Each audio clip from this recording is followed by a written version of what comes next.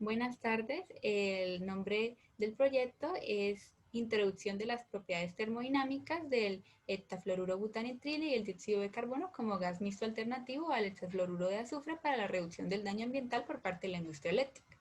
Entonces, para empezar, en la descripción de la problemática se plantea que desde hace algunos años los términos desarrollo sostenible y valor compartido se han popularizado dentro de las empresas, porque el primero sostiene que dentro de toda la línea de producción de la empresa, desde la obtención de materias primas, la fabricación como tal y el manejo de desechos, se haga de una manera que no perjudique el medio ambiente y que tampoco acabe con esas materias primas. El segundo, que es el valor compartido, habla sobre cómo generar ingresos de las empresas, que es el fin de toda empresa, y también mediante el beneficio de todos los grupos de interés. Estos grupos de interés están conformados desde propietarios, empleados, clientes, hasta todas las comunidades que indirecta o indirectamente se perjudican o benefician de su labor. Por ejemplo, la comunidad alrededor de donde se produce, donde se desechan los materiales o la producción, también de donde se saca la materia prima, asimismo donde se vende. Es decir, toda aquella comunidad, toda aquella persona o todo aquel ecosistema que directo o indirectamente se afecte de la producción o de la prestación de servicio de una empresa como tal. Eh, bueno, seguidamente, la industria eléctrica, principalmente en los equipos de energía como los conmutadores con aislamiento de gas y las líneas aisladas de gas, usan el hexafluoruro de azufre, que es un elemento muy contaminante, es 23.900 veces más contaminante que el dióxido de carbono y puede permanecer en la atmósfera hasta 3.200 años. En ese orden de ideas, la industria eléctrica está buscando una solución o un gas alternativo que les permita seguir desarrollando su producción, seguir desarrollando su industria, pero al mismo tiempo que no perjudique tanto al medio ambiente. Aquí en el esquema podemos ver lo que ya se dijo anteriormente, lo que contamina el hexafluoruro de azufre, lo que se queda en la atmósfera y cómo la industria busca cambiarlo.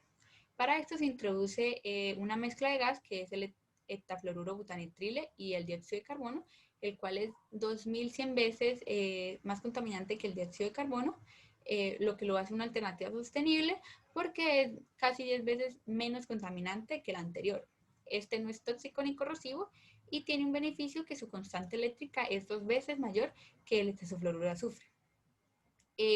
Para su planteamiento y solución analítica, entonces se logra por medio de comparación de las propiedades termodinámicas, como lo son el calor específico a presión constante, la viscosidad, el comportamiento de su estado de vapor saturado, su potencial de calentamiento global y su factor de compresión.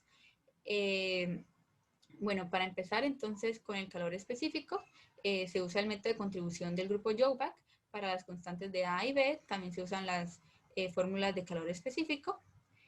Consiguiente, tenemos la viscosidad, que se usa el método TODOS, que es un método desarrollado para estimar la viscosidad de un gas a presión constante, a presión atmosférica, perdón.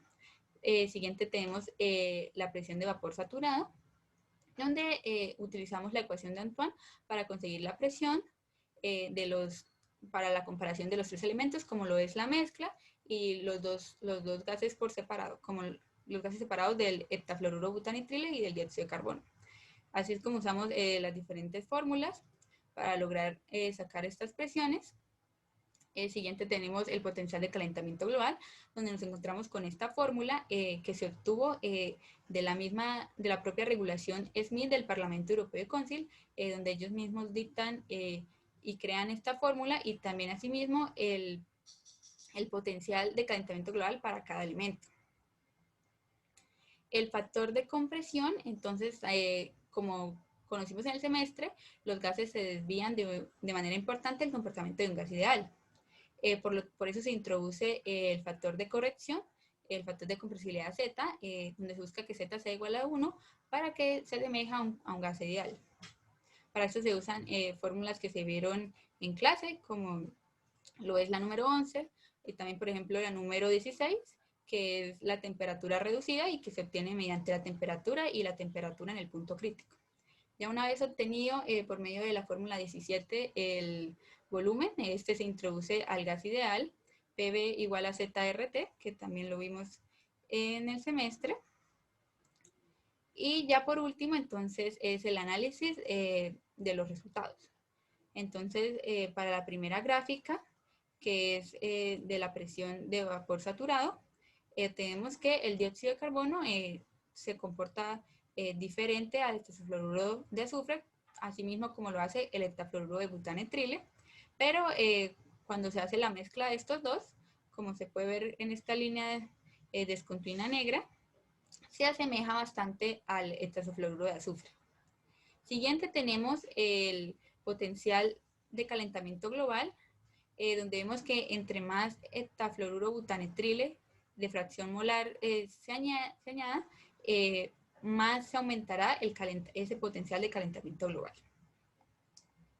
Siguiente tenemos, bueno, el factor de compresibilidad, donde vemos que el heptafluoruro butanetrile por sí solo no se comporta como un gas ideal, pero como mezcla y con su factor de corrección se puede lograr este comportamiento.